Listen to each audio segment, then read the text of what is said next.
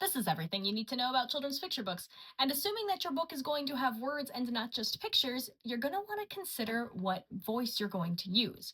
Your options are narrative, poetic, rhyming, or a combination of the three. Now, it does not matter what category of picture book you've chosen. Any voice will work with any category. For example, Alexander and the Terrible, Horrible, No Good, Very Bad Day is a narrative, aimless book. White Snow, Bright Snow is a poetic, meandering book with a rhyming prologue. How the Grinch Stole Christmas is a rhyming bedtime story, and The Foolish Frog is a combination of narrative and rhyme. Narrative books are going to be the easiest to write, so we'll start with them. You won't have to worry about clever rhymes or poetic meter because these books have a natural storytelling style to them. They focus more on what a book says as opposed to how a book sounds. Books like Corduroy, Curious George, and Blueberries for Sal are all narrative books. Now, that doesn't mean that narrative books don't need to sound good. There are loads of tools you can use to add cadence and rhythm and style to your story. I highly recommend picking up a book on rhetoric to see what kind of tools you can use to enhance your narrative.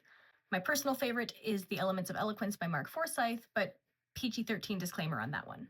For example, the phrase, the three little pigs and the big bad wolf, contains three rhetorical tricks to help it roll off the tongue. The first is alliteration of the words big, bad. The second is the use of assonance, which is repeating vowel sounds as opposed to rhyming entire words. And you can see this in the words little, pigs, and big. And the third is the complementary meter of the two phrases, three little pigs, big, bad wolf. Now, I will tell you, once you start studying rhetorical devices, you will not be able to stop seeing them everywhere. You've been warned.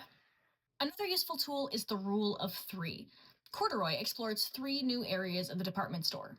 The broken down toy train is rejected by three engines before finally being helped, and of course there are three little pigs.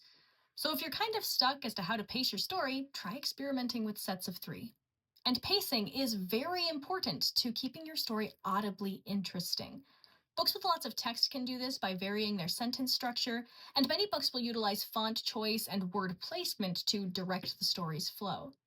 This page in Curious George utilizes text and image placement to indicate dramatic pauses. The monster at the end of this book utilizes page turns to emphasize dramatic tension, and this page in Goodnight Gorilla is such a clinic in comedic timing that it might be my favorite page in all of children's literature.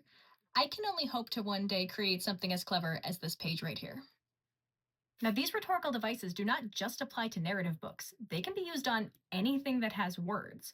However, poetic and rhyming books are going to have a few more rules you have to follow, so we're going to cover those in another video.